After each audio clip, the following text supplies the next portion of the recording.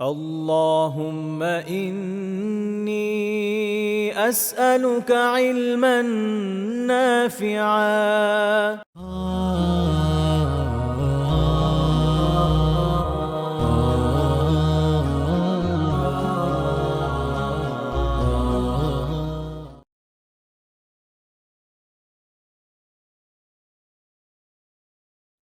আলহামদুলিল্লাহ ওয়াসসালাতু ওয়াসসালামু আলা রাসূলিল্লাহ আম্মা বা'দ। সবাইকে স্বাগতম জানাচ্ছি আমাদের জীবনাচরণে নববী আদর্শ আ বিষয়ক দার্সের নতুন একটি ক্লাসে। আলহামদুলিল্লাহ আল্লাহ তাআলার অশেষ শুকরিয়া যে আমরা মোটামুটি একটা লম্বা সময় ধরে রাসূলুল্লাহ সাল্লাল্লাহু আলাইহি ওয়াসাল্লামের যে আদর্শ তা থেকে কিছু বিষয় শেখার চেষ্টা করছি আলহামদুলিল্লাহ। আল্লাহ তাআলার শুকরিয়া এজন্য। আল্লাহ তাআলা তৌফিক দিন আমরা যেন বিষয়গুলোকে আরেকটু ভালো করে আত্মস্থ করতে পারি, বুঝতে সক্ষম হই। হক আদায় করে আলোচনা আমরা করতেও যেন পারি এবং আত্মস্থ করতে পারি। আল্লাহ সেই তৌফিক দান করুন এবং তৌফিক দিন যেন আমাদের জীবনে আমরা প্রায়োগিক জীবনে এটাকে নিয়ে আসতে সক্ষম হই। কেননা শিক্ষার মূল হচ্ছে যে এটা আপনি আপনার ব্যক্তি জীবনে বাস্তবায়ন করতে পারলেন কি পারলেন না। যে অজ্ঞ তার পক্ষে কোন কিছুই বাস্তবায়ন করা সম্ভব হয় না কারণ সে জানেই না। এজন্য একটা কথা বলে যে মানে কেউ যদি কোন অজ্ঞ লোক হাতুড়ে ডক্টর পক সে যদি ট্রিটমেন্ট করে সঠিক চিকিৎসা হলেও ওটা ভুলই হবে। কারণ হচ্ছে যেহেতু তার নলেজ নেই। তো যা দিচ্ছিল সবই ভুল ছিল। তার মধ্যে কোনো একটা লেগে গেছে। আর যার জ্ঞান আছে আলহামদুলিল্লাহ, সে যখন সঠিক চিকিৎসা দেবে এরকম কোনো ডক্টর, তো সেটা বাই চান্স যদি ভুলও হয় তারপরেও এটা অনেকাংশে সঠিক। কারণ সে তার জ্ঞান অনুযায়ী চেষ্টা তো করেছে। মানুষের ভুল হয়, মানুষ মাত্রই ভুল হয়। সে কারণে হয়তো কাজ হয় নাই। আর তাকদীরেরও একটা ব্যাপার আছে।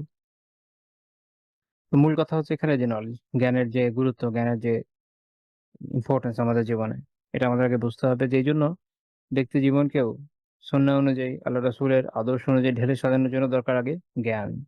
আমরা যখন আলহামদুলিল্লাহ জ্ঞানটা অর্জন করলাম বা কিছুটা হলেও জানলাম, তখন আমাদের জন্য ডিউটি হচ্ছে এটা আমরা ব্যক্তি জীবনের জন্য আমল করি। কেননা ইলম এমন একটা জিনিস, এটা একটা ডাবল এজ সোর্ড। হয় আপনি ইউজ করবেন, হয় এটা আপনার পক্ষে আল্লাহ তাআলার কাছে দলিল হবে, নয় আপনার বিপক্ষে দলিল হবে। আল্লাহ তাআলার কাছে আমরা দোয়া করি, আল্লাহ তাআলা যেন তৌফিক দেন যে আমাদের অর্জিত ইলম আমাদের পক্ষেই আল্লাহ তাআলার কাছে দলিল হিসেবে উত্থাপিত হোক। আল্লাহ তাআলার কাছে আশ্রয় প্রার্থনা করি এ থেকে যে আমাদের অর্জিত জ্ঞান আমাদেরই বিপক্ষে সাক্ষ্য দিবে। এ থেকে আল্লাহর কাছে আশ্রয় প্রার্থনা করি। দোয়া করি যেন এমনটা কখনোই না হয়। আমিন। তো যাই হোক, আমরা যে বিষয়গুলো নিয়ে আলোচনা করছিলাম, আমরা রাসূলুল্লাহ সাল্লাল্লাহু আলাইহি ওয়াসাল্লামের পারিবারিক জীবনের কিছু দিক নিয়ে আলোচনা করছিলাম। তো আজকে আমরা পরবর্তী পয়েন্ট থেকে আলোচনা করব। এর আগে আমরা আলহামদুলিল্লাহ ২৪ টা পয়েন্ট আলোচনা করেছি। আজকে ২৫ তম পয়েন্ট। সেটা হচ্ছে আ রাসূলুল্লাহ সাল্লাল্লাহু আলাইহি ওয়াসাল্লাম তার কোন স্ত্রী অসুস্থ হয়ে গেলে তাকে রুকিয়া করেছেন, ঝাড়ফুঁক করেছেন। আচ্ছা, এটা একটা পয়েন্ট। কিছু শব্দ আছে আমরা যখন শুনি আমাদের মনের মধ্যে একটা মিনিং চলে আসে। বিকজ আমরা কোন একটা কিছু দেখে অভ্যস্ত। আবার কখনো এক এলাকাতে একটা শব্দ যে মিনিং ক্যারি করে এটা আরেক জায়গায় হয়তো করছে না। আরেক এলাকাতে ভিন্ন অর্থ বহন করে। মানে আমাদের দেশে একটা প্রবাদ আছে যে এক এলাকার বুলি আরেক এলাকার গালি। আল্লাহু আলাম।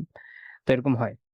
এজন্য সবার আগে যেটা দরকার যে কনসেপ্ট ক্লিয়ার হওয়া দরকার যে আমি যে শব্দটা ব্যবহার করতে চাইছি এটা আসলে কি বোঝাচ্ছি। এটা তো জানা বোঝা দরকার। ইমাম ইবনুল আসির রাহিমাহুল্লাহ তাআলা ব্যাখ্যা করতে গিয়ে বলছেন যে রুকিয়া কি জিনিস? আল-উযাতু আল্লাতী ইউরকা বিহা সাহিবুল আফাহ। হচ্ছে সে আশ্রয় প্রার্থনা বা যার মাধ্যমে কোন বিপদগ্রস্ত ব্যক্তি যার মাধ্যমে ঝাড়ফুঁক করে থাকে বা আশ্রয় প্রার্থনা করে থাকে। অর্থ থেকেও কিছুটা বুঝা যাচ্ছেন যে এটা এক ধরনের দোয়া। ইবনুল আসির রাহিমাহুল্লাহ যেমন ব্যাখ্যা করেছেন। আল-মাওসুআতুল ফিকহিয়্যাতে উনারা এটা সংজ্ঞা দিয়েছেন এটা যে ফুকাহা ওয়া আরাফাহা আল-ফুকাহা বিআন্নাহা মা ইউরকা বিহি মিন আদ-দুআ লিতলাবি শিফা। আল-মাওসুআতুল ফিকহিয়্যাতে উনারা আলোচনা করেছেন যে ফুকাহারা এটা দিয়ে এটা বুঝেছেন যে এর মানে হলো যা সেই দোয়া যা দিয়ে শিফার জন্য, সুস্থতার জন্য আল্লাহর কাছে প্রার্থনা করা হয়। অর্থাৎ এখান থেকে এই মিনিংটা আপনাদের কাছে ক্লিয়ার হয়ে যাওয়ার কথা। যেখানে আমরা রুকিয়া দিয়ে এটা বোঝাচ্ছি, যেটা ফুকাহারা বুঝেছেন সেটা কি? দোয়া। আমি পরে আলোচনা করব যে আমাদের যে আ শিফার জন্য আমরা যখন অসুস্থ হয়ে যাই, শিফার জন্য আমাদের আসলে কি প্রয়াস নেওয়া দরকার? তার মধ্যে টপ মোস্ট জিনিস হচ্ছে দোয়া। আমরা জানি আল্লাহ ছাড়া কোন শাফি নাই। শিফা দেনেওয়ালা কেউ আছে? কেউ নাই। শিফা যদি চান, সুস্থতা যদি চান, অবশ্যই আল্লাহর কাছেই চাইতে হবে, তিনি দেনেওয়ালা। এটা আমাদের তাওহীদের বিশ্বাসের সাথে সম্পৃক্ত। আমরা জানি যে বাকিরা নিমিত্ত। আল্লাহ তাআলা বিভিন্ন সোর্সের মাধ্যমে বান্দাকে শিফা দেন। আলহামদুলিল্লাহ, কখনো ডাক্তার সুচিকিৎসা করতে সক্ষম হয় আল্লাহর দেওয়ার তৌফিকে। আল্লাহ তাআলা যদি তৌফিক না দেন, বিভিন্ন ধরনের বাধা বিঘ্ন হতে পারে, ব্যর্থ হয়ে যেতে পারে। খুবই স্বাভাবিক। অপারেশন করছে, কারেন্ট চলে গেল, জেনারেটর কাজ করল না। একটা বিশাল বড় দুর্ঘটনা ঘটে গেল। হয়তো বাঁচলই না। যেটা পৃথিবীর অনেক দেশে অনেক সময় হয়। তো এটা মূল কথা হচ্ছে এখানে যে সবকিছু আল্লাহ তাআলার নির্ধারণের মধ্যেই। তো আমরা জানি যে আমাদের শিফা আল্লাহ তাআলার আনুকূল্যের উপর নির্ভরশীল। তিনি যদি তৌফিক দেন, শিফা দেন তো আলহামদুলিল্লাহ। তাহলেই আমাদের পক্ষে শিফা পাওয়া সম্ভব। এজন্য আমাদের বেসিক একটা বিশ্বাস হলো এটাই যে শিফা চাইতে হয় কার কাছে? আল্লাহ তাআলার কাছে। তাহলে কেউ যদি অসুস্থ হয়, ১ম কাজই তো আসলে কি? দোয়া। এরপর সুন্নাহ হচ্ছে বা আল্লাহ রাসূলের জীবন থেকে আমরা দেখি বা যেটা ফুকাহারা আলোচনা করেছেন যে এরপরে আপনি বিভিন্ন দাওয়া বা চিকিৎসা গ্রহণ করবেন, সেটা নিয়ে আমরা আলোচনা করব ইনশাআল্লাহ তাআলা। তাহলে ১ম এ আমরা রুকিয়া শব্দটা আশা করি বুঝতে পেরেছেন। আমি এটা একটু এজন্য ভেঙে চুরে ব্যাখ্যা করলাম। কারণ আমি যখন এটা বলব, দেখা যাবে যে ১ম এ আপনি এমন একটা ব্যাখ্যা আপনার মাথায় নিয়ে বসে থাকবেন, যেটা আমি যা বুঝাতে চাচ্ছি সেটাকে সমর্থন করছে না। আর অন্য কোনো কিছু, তাই না? মানে আমাদের দেশে যা হয় বা দেশের বাইরে যা হয়, অনেক কিছুই তো হয়। মানুষ তো অনেক কিছুই করে। তো আমরা যেকোনো বিষয়ে স্টিক টু থাকবো হচ্ছে আমাদের পূর্বসূরি ইমামরা যারা ছিলেন, যারা এই বিষয়ের ইসলামের অথরিটি আল্লাহ তাআলা যাদেরকে দিয়েছিলেন, যারা এই বিষয়ে সারা জীবন ব্যয় করেছেন ইলম অন্বেষণ এবং বিতরণে, যারা এই বিষয়গুলোতে এক্সপার্ট ছিলেন, আমরা তাদের কথার মধ্যে স্টিক টু থাকবো যে হাদিসের ব্যাখ্যাটা আসলে কি। এটা অন্য কোনো দিকে যাব না ইনশাআল্লাহ তাআলা। তো যাই হোক, আমরা ইবনুল আসির রাহিমাহুল্লাহর ব্যাখ্যা দেখলাম। আমরা মাওসুআতুল ফিকহিয়ার ব্যাখ্যা দেখলাম। এবার দেখি আয়েশা রাদিয়াল্লাহু তাআলার একটা বর্ণনা আছে সহিহ বুখারীর ৫৭৪৩ নম্বর হাদিস। তিনি বলছেন যে আন্না নাবিয়্যা সাল্লাল্লাহু আলাইহি ওয়াসাল্লাম কানা ইউআউযিযু বা'দ আহলিহি ইয়ামসাহু বিয়াদিহিল ইয়ুমনা। রাসূলুল্লাহ সাল্লাল্লাহু আলাইহি ওয়াসাল্লাম তার কোন স্ত্রীকে এভাবে আপনার ঝাড়ফুঁক করেছেন। আল্লাহ তাআলার কাছে আশ্রয় চেয়েছেন। সে তার কিভাবে তার ডান হাতকে তার ওই যে যেখানে তার কষ্ট ছিল, হয়তো ব্যথা আছে। আমরা যেমন বলি যে মাথায় ব্যথা, তো মাথায় বা যেখানে ব্যথা বা যেখানে কষ্ট হচ্ছে ওই জায়গায় ডান হাত রেখে ইয়াকুল, তিনি এই দোয়া করতেন যে আল্লাহুম্মা রাব্বান নাস, যে আল্লাহ আপনি মানুষের রব, আযহিবিল বাস, আপনি আমাদের এই যে ব্যথা, এই যে কষ্ট, এটা দূর করে দেন। ইশফিহি ওয়া আনতা শাফি, আপনি তাকে শিফা দান করেন এবং আপনি তো শিফা দেনেওয়ালা। লা শিফাআ ইল্লা শিফাউক, আপনি ব্যতীত শিফা দেনেওয়ালা কেউ নাই।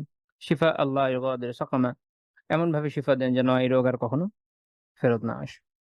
ইমাম বদরুদ্দিন আইনি রাহিমাহুল্লাহ তাআলা উমদাতুল কারিতে ব্যাখ্যা করছেন যে, যেটা আমি একটু আগে বললাম যে আ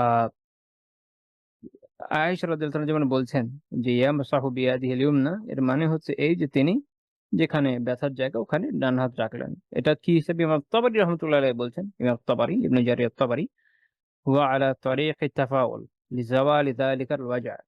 এই হাত রাখাটা কেন? এই আশায়। এখানে নিয়তের বিষয় ভালো করে শিখে রাখেন। আল্লাহ তাআলা তৌফিক দিচ্ছেন, আলহামদুলিল্লাহ কিছু আলোচনা করছি। আমাদের আইম্মাদের বিভিন্ন কল থেকে বলে দেওয়ার চেষ্টা করছি। সর্বাত্মক চেষ্টা করছি আমার নিজের কথার থেকে আ যেন প্রাচীন আলিমদের কথাগুলো আপনাদের কাছে যায়। যাতে আপনারা নির্ভরযোগ্য জ্ঞানের সাথে সংযুক্ত থাকতে পারেন। এজন্য একটু মনোযোগ দিবেন।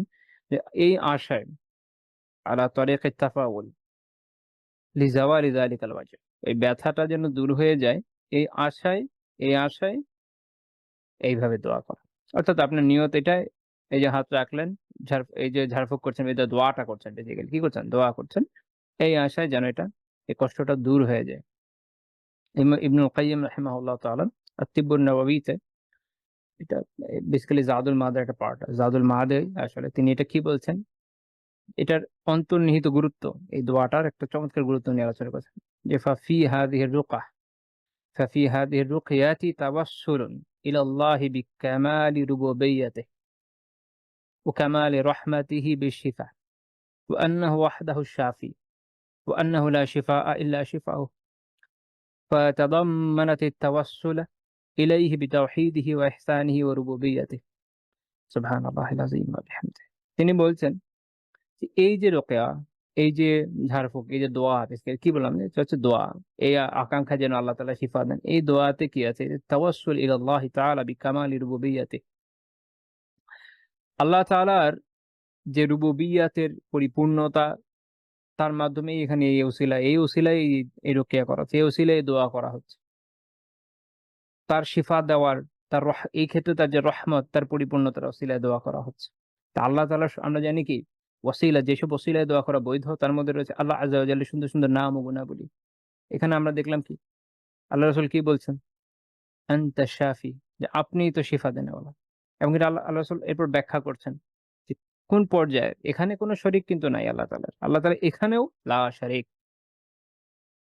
তো এখান থেকে আসমা ও সিফাতেরও দলিল পাওয়া যায় এবং সেখানে যে তাওহীদ ফিল আসমা ও সিফাত আছে, আল্লাহ তাআলার সুন্দর সুন্দর নাম ও গুণাবলীর মধ্যে যে তাওহীদ আছে, এটারও দলিল এই জায়গা থেকে পাওয়া যায়। এরপর তিনি বলছেন যে কেননা তিনি আল্লাহ আযজা ওয়া জাল্লা হচ্ছেন একমাত্র শাফি, একমাত্র শিফা দেনওয়ালা। তিনি ছাড়া আর কেউ শিফা দিতে সক্ষম নয়। এবং যাই হোক, তো এই হলো মূল কথা যে আপনি যখন এই দোয়াটা করছেন, এই নিয়তে করছেন আল্লাহ তাআলার উপর বিশ্বাস ভরসা রেখে, তার তাওহীদ এর উপর আস্থা রেখে, তো আল্লাহ তাআলা এর উত্তম প্রতিদান দেবেন এটা আপনি আশা করছেন। যেটা ইমাম তাবরী রাহমাতুল্লাহ আলাইহি বলেছেন। হ্যাঁ? এটার মূল এসেন্সটা কি? আচ্ছা। এবং এই যে এই এইভাবে দোয়া দিয়ে যেগুলো হাদিসে বর্ণিত দোয়া বা উম কোরআনের আয়াত বা বৈধ কোনো দোয়া, এগুলো দিয়ে করা এগুলো জায়েজ। ঠিক আছে? এটা জায়েজ। ইমাম শাফিঈ রাহিমাহুল্লাহ তাআলা কিতাবুল এখানে ওনাকে এখানে বর্ণিত বর্ণনা আছে যে ইমাম শাফিঈকে জিজ্ঞেস করা হয়েছিল রুকিয়া নিয়ে, এরকম ঝাড়ফুঁক করা নিয়ে যে অসুস্থতার ক্ষেত্রে। তো বলছে লা বাস ইয়ারকা আর-রাজুল বিকিতাবিল্লাহ, যে কেউ যদি আল্লাহ তাআলার কিতাব দিয়ে কোনো ব্যক্তি এরকম ঝাড়ফুঁক করে বা আল্লাহ তাআলার কোনো জিকির যেটা জানা আছে এটা দিয়ে যদি করে, অর্থাৎ কোনো দোয়া দিয়ে করে, এটা বৈধ, কোনো সমস্যা মানে এটা কোনো সমস্যা নেই। তিনি যেটা বলছেন লা বাস, এতে কোনো সমস্যা নেই। ইমাম বুহুতি রাহিমাহুল্লাহ তাআলা কাশফুল কিনাতেও বলেছেন ওয়ালা বা'সা বিহাল্লিস সিহর বিশাইইন মিনাল কুরআন ওয়ায-যিকরি ওয়াল আকসাম ওয়াল কালাম আল মুবাহ। তো তিনি বলছেন যে কেউ যদি কোনো জাদুর ক্ষেত্রে কোরআনের আয়াত বা কোনো যিকির বা এরকম কোনো বৈধ কথার মাধ্যমে চিকিৎসা করে, লা বাস, এর কোনো সমস্যা নেই। এখন এখানে আপনাদের বুঝতে হবে, আমি ফিকহের কিতাব থেকে উদ্ধৃতি একটা দেওয়ার ক্লজ আছে। এটা ক্লিয়ার করা যে ফকীহদের কাছে এটার অবস্থান এই পরিণতি যে লা বাস, এতে কোনো সমস্যা নাই, it's okay to do it. এটা একটা মুবাহ জিনিস। এটা একটা মুবাহ জিনিস। আ আমি আগেও বলেছি যে আমি ফকীহদের টার্ম ব্যবহারের চেষ্টা করব। তাদের উদ্ধৃতি দেওয়ার চেষ্টা করব এটা বোঝানোর জন্য যে তারা কি বিধান বলেছেন, সুন্নাহ বলেন নাই। এটা মাথায় রাখবেন। এটুকুর জন্যই। যে বিষয়টা হচ্ছে ওয়ালা বা'সা বিহ, এতে কোনো সমস্যা নেই। এটা বৈধ। এটা মুবাহ বিষয়। আচ্ছা, এবার আসেন যে চিকিৎসা। তো তাহলে দোয়া তো আমরা হাদিসে পাচ্ছি। চিকিৎসার বিষয়, হ্যাঁ, চিকিৎসাও আছে। ওইটা আমরা অন্যান্য হাদিসে পাই। আল মাওসুআতুল ফিকহিয়াতে বলছেন আ আত-তাদাউই মাশরুউন মিন হাইসুল জুমলা।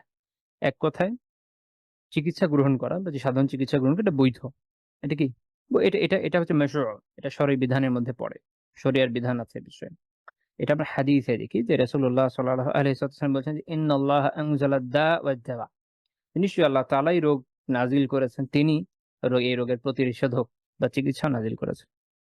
বা এটার যে ওষুধ সেটাও নাজিল করেছেন। দাওয়া দিয়ে বোঝানো হয় বেসিক্যালি ওষুধকে। ওয়া জাআলা লিকুল্লি দাইন দাওয়াআন ফাতাদাওয়াউ ওয়া লা তাদাওয়াউ বিহারাম। তিনি বলছেন যে এবং প্রত্যেকটা রোগের জন্য আল্লাহ তাআলা ওষুধ নির্ধারণ করেছেন। কাজেই তোমরা পথ্য গ্রহণ করো। তবে হারাম কোনো কিছু দিয়ে পথ্য গ্রহণ করবে না। এটা এই হাদিস থেকে আলিমরা এই বিধান নিয়েছেন যে যেমন মদ বা বিষ, এমন কিছু যেটা হারাম, মানুষের জন্য ক্ষতিকর, এটাকে ঔষধ হিসেবে ব্যবহার করা বৈধ হবে না। তো এটা সুনান আবু দাউদ ৩৮৭৪ নম্বর হাদিস। আল্লামা শুআইব আরনাউদ রাহিমাহুল্লাহ সহিহ লিগাইরি বলেছেন। আমরা আরেকটা হাদিসে দেখি যেখানে আল্লাহ রাসূল বলেছেন তাদাওয়াউ ইবাদাল্লাহ, হে আল্লাহর বান্দারা তোমরা এই পথ্য গ্রহণ করো।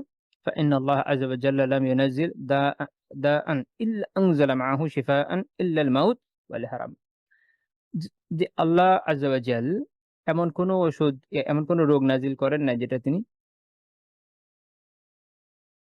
শিফা দেন, যেটার সাথে এটা শিফাকে নাজিল করেন নাই। অর্থাৎ প্রত্যেকটা রোগ যখন নাজিল করেছেন শিফাও করেছেন। অন্য একটা হাদিসে আছে যেখানে এটা বলা হয়েছে যে কেউ জানে কেউ জানে না। লাইক যে জানে সেটা ট্রিটমেন্ট করবে, যে জানে না করবে না। আমার আপনার কাছে এমন অনেক রোগের আলহামদুলিল্লাহ উত্তম ট্রিটমেন্ট বর্তমান সময়ে আছে যেটা আমি আপনি হয়তো নিতে পারি। আমাদের দেশীয় চিকিৎসা ব্যবস্থায় আছে। আপনি প্রত্যন্ত কোনো দুনিয়ার কোনো প্রত্যন্ত কোনো জায়গায় চলে যান, কোনো জঙ্গলে চলে যান বা অত্যন্ত প্রত্যন্ত এলাকা যেখানে এই ধরনের কোনো ট্রিটমেন্ট পৌঁছায়নি, স্বাভাবিক তার কাছে এই রোগ নেই, এই রোগের ট্রিটমেন্ট নাই, তার কাছে মনে হবে এটা কোনো চিকিৎসাই নেই। আমরা এখন জানি যে আছে বা আমাদের কাছে আছে। ইভেন আমাদের দেশেও অনেক রোগ আছে যেটার আমরা ট্রিটমেন্ট করতে সক্ষম হই না। কিন্তু যাদের টাকা পয়সা আছে তারা সিঙ্গাপুর চলে যায় বা অন্য কোথাও চলে যায়। তো এটা হচ্ছে মূল বিষয়।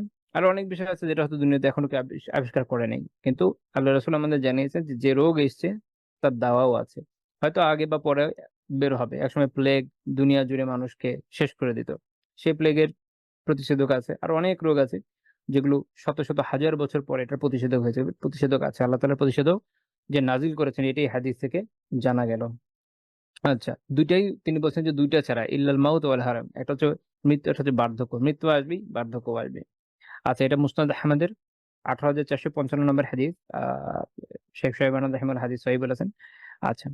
তো এখানে ইমাম ইবনে আব্দুল বার রাহিমাহুল্লাহ তাআলা যেটা বলছেন যে ওয়া ফি হাযাল হাদিসি ইবাহাতু তাদাবি ওয়া ইবাহাতুল মুআলাজাতিল আতিব্বা ওয়া জাওয়াজু তিব ওয়া তাতাব্বুবি ওয়া জাওয়াজু তিব্বি ওয়া তাতাব্বুবি।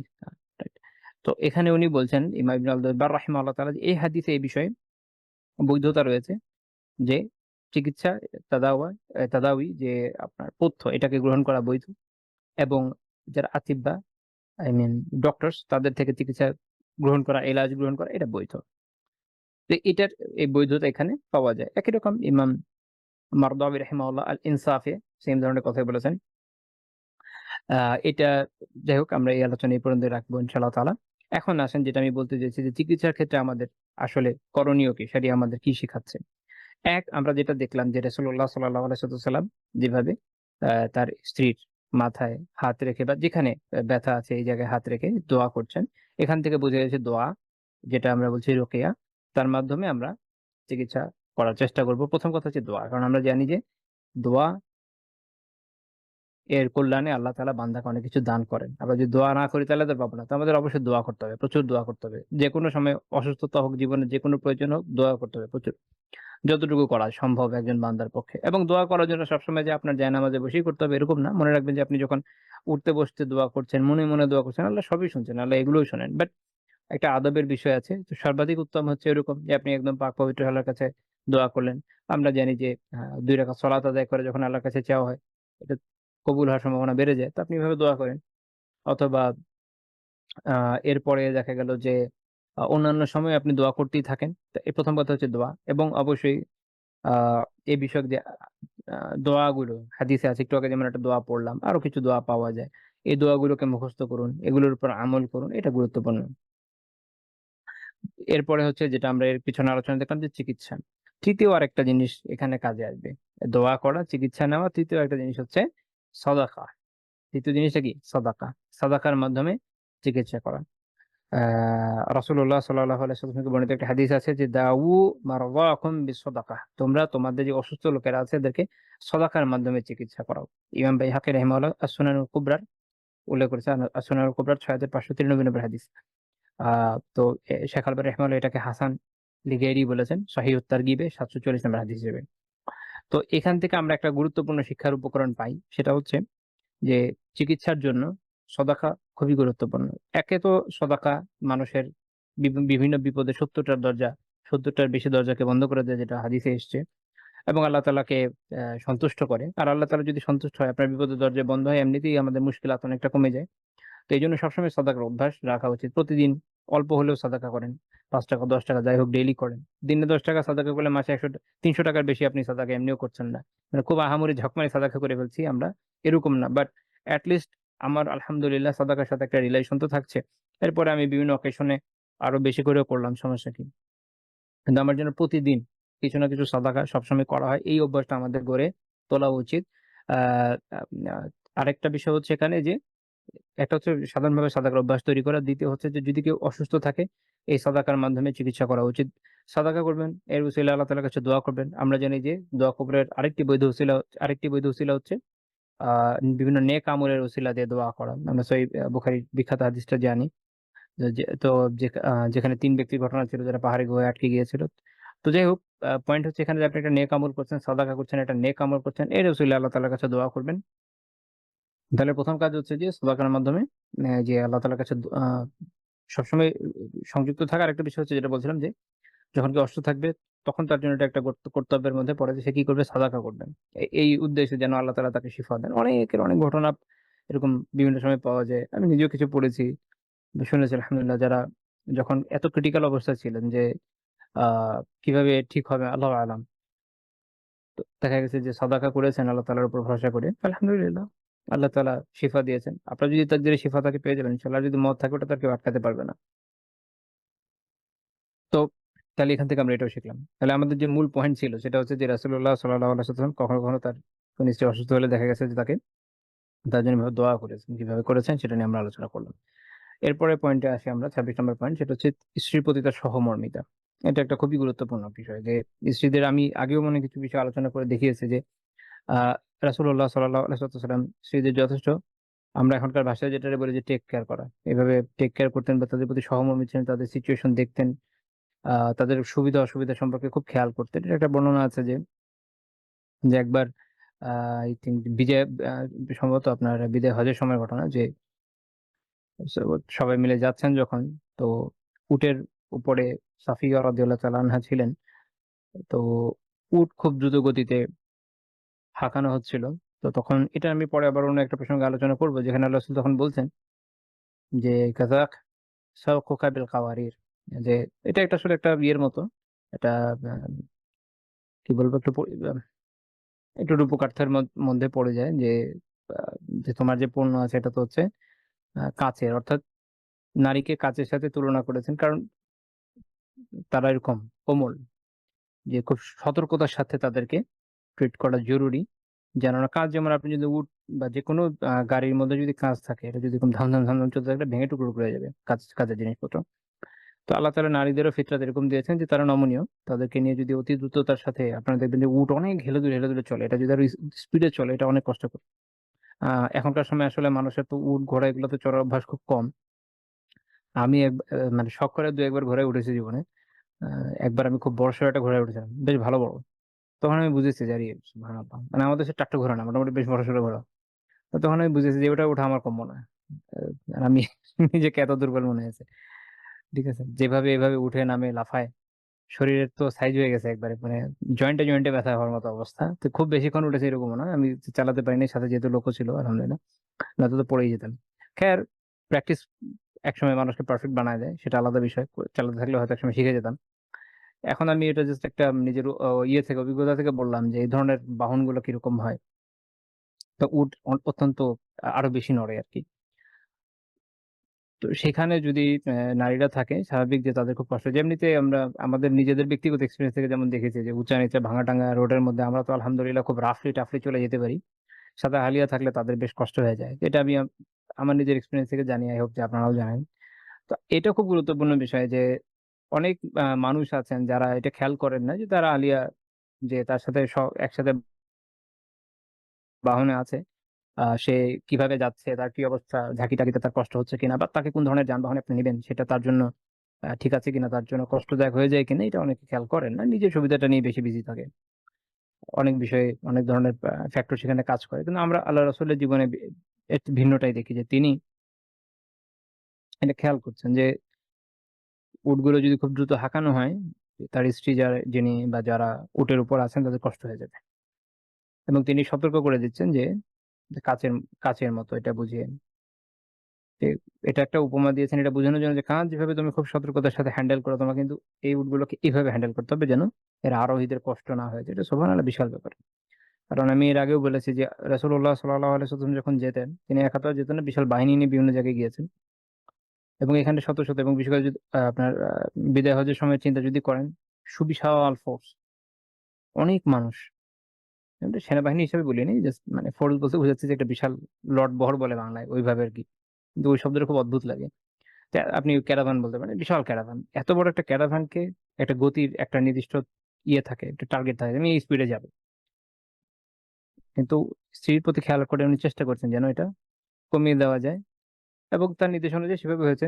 তুলনামূলক ধীর গতি হয়েছে এইজন্য যে যেন তাদের এখানে যে কোনো অসুবিধা না হয়, এটা খুবই গুরুত্বপূর্ণ বিষয়। ঠিক আছে? আমরা তো আম আই ডোন্ট নো, এটা আমাদের শেখার ব্যাপার আছে যে নিজের স্ত্রীর এই ভালো মন্দটা আমি যদি না দেখি আর কে দেখবে? অনেক সময় যানবাহনে দেখা যায় যে স্বামী স্ত্রীর মধ্যে ঝগড়াঝাটি লেগে যায়। দেখা যাচ্ছে স্ত্রী হয়তো কোনো একটা বিষয়ে কোনো কমপ্লেইন করছে, এই বিষয়টাতে সমস্যা হচ্ছে, এই হচ্ছে। এটা হওয়া অস্বাভাবিক নয়, স্বাভাবিক। যে কারোরই সমস্যা হতে পারে। বাট আল্লাহ তাআলা ছেলেদেরকে এই ফিতরাতের উপর তৈরি করেছেন যেহেতু তাদের উপর অনেক ডিউটি না?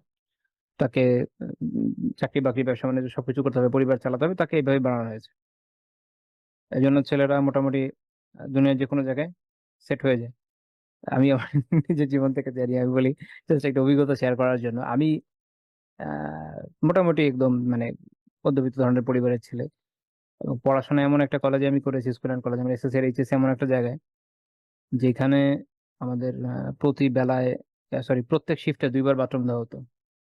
বাথরুম এত পরিষ্কার ছিল। তো এখান থেকে যখন আমি পাবলিকে যাই, তো সেখানে বাথরুমের অবস্থা যে কি মানে আল্লাহ জানে এখন কি অবস্থা, ভয়ানক অবস্থা এই সময়। তো এটা যারা পড়ে নাই হোক আপনারা আমার থেকে ভালো জানেন। তো সেরকম জায়গায়ও দেখা গেছে আলহামদুলিল্লাহ সেট হয়ে গেছি। এরপরে ইভেন আমার নিজের জীবনের ঘটনা আছে। মসজিদের সামনে যে কার্পেট আছে না? ওই জায়গায় মসজিদের সামনে কার্পেট রাস্তার মধ্যে ওইখানে আমি রাতে ঘুমিয়ে গেছি। আমি আমার এক ফ্রেন্ড। ঘুমানোর দরকার নাই। আমার মনে আছে আমি হল সংসদের বেঞ্চের উপর ঘুমায়ে গেছি।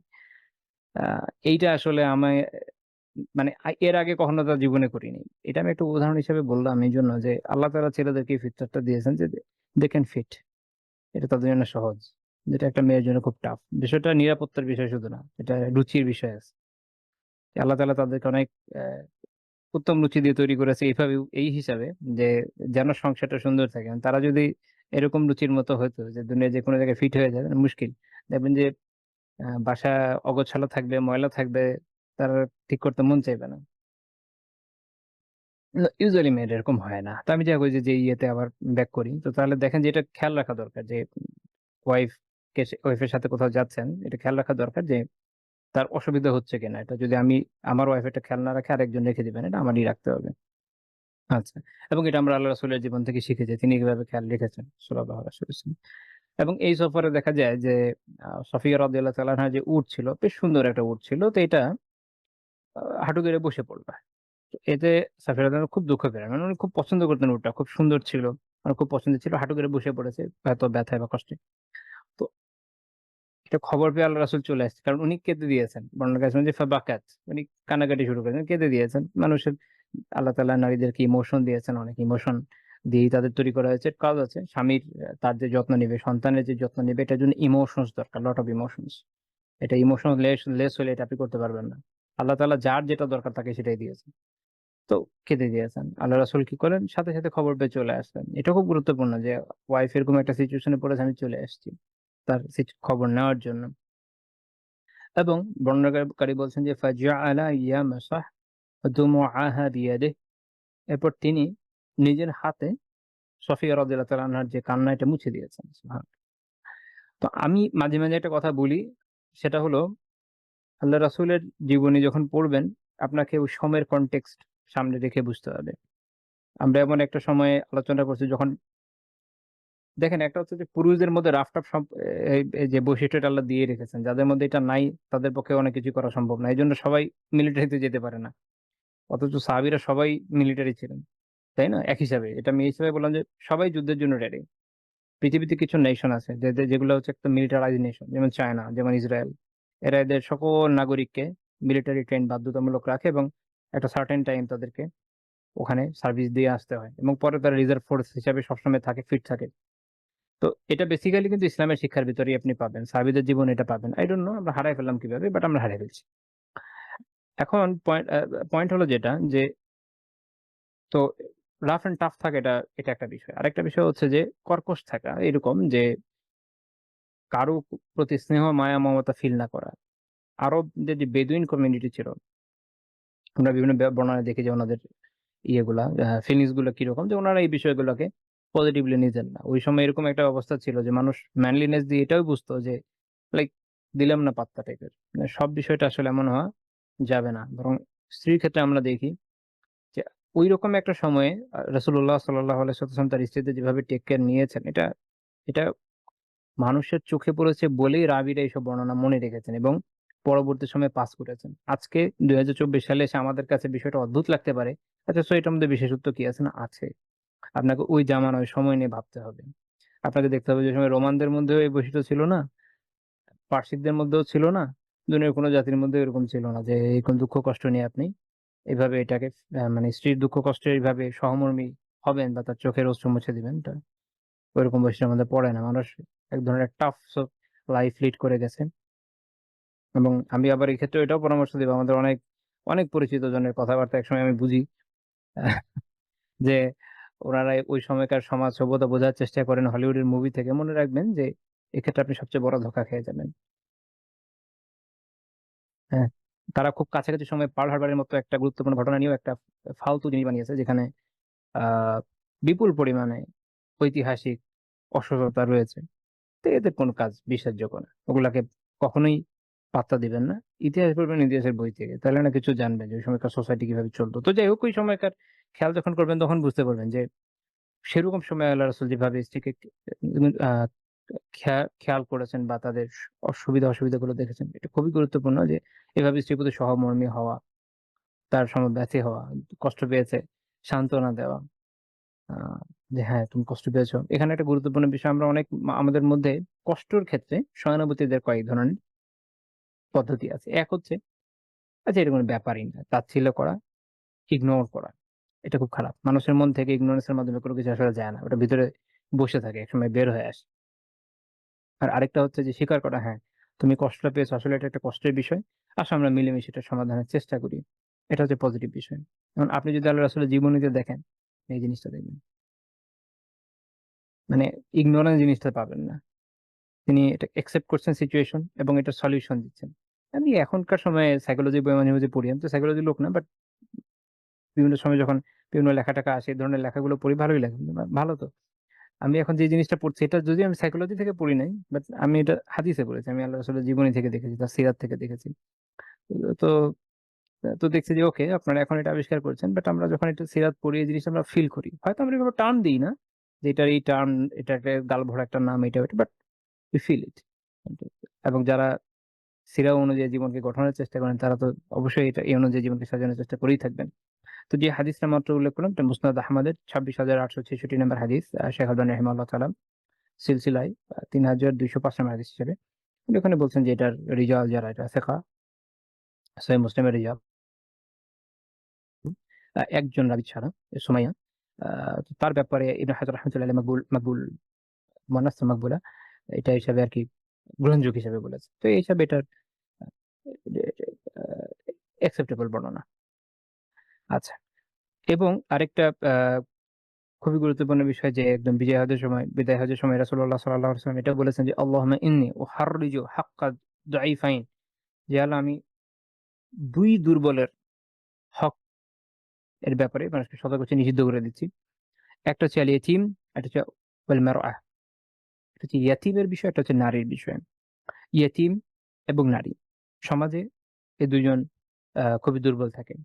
এখন অনেকে বলতে পারে যে এখন তো নারীরা অনেক শক্তিশালী হয়েছে। আসলে শক্তিশালী হয়ে গেছে? খুব ইন্টারেস্টিং বিষয় হচ্ছে যে যারা নারী স্বাধীনতার কথা বলে বা নারীদের ক্ষমতায়ন আর এই কথা বলে, আপনি খেয়াল করলে দেখবেন ওখানেও তারা দুর্বলই থাকে, অনেক দুর্বল থাকে।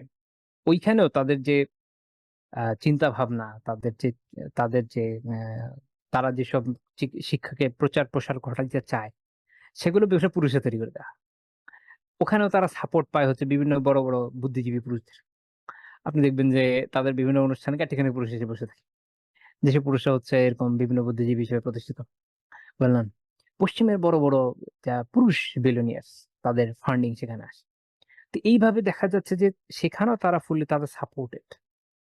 মানে বিষয়টা এরকম, আমি তোমার ধরে রেখেছি, আমি এটা চাই যে আমি এটা চাই যে তুমি এই কাজটা করো।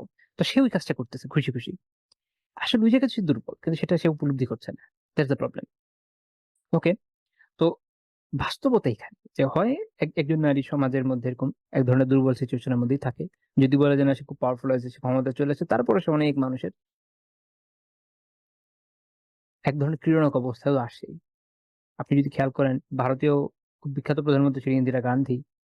তার লাইফ তার লাইফ নিয়ে কি অবস্থা ছিল, কিভাবে মানে ওভারঅল ইমার্জেন্সি, পোস্ট ইমার্জেন্সি, এর আগে যে সিচুয়েশন, এভরিথিং এটা নিয়ে লেখালেখি করলে দেখবেন যে সেও তার খুব কাছের এক গাঁটি পুরুষ এর একটা পুরো একটা গ্রুপ তাদের দ্বারা নিয়ন্ত্রিত। তারা যেদিকে নিতে চাইছে ওইদিকে গিয়েছে এবং ভুল করেছে, যার ফল তো জীবন দিয়ে দিয়ে গিয়েছে। আমি একটা উদাহরণ হিসেবে এটাকে গ্রহণ করলাম, আপনি খুঁজলে আরো পাবেন।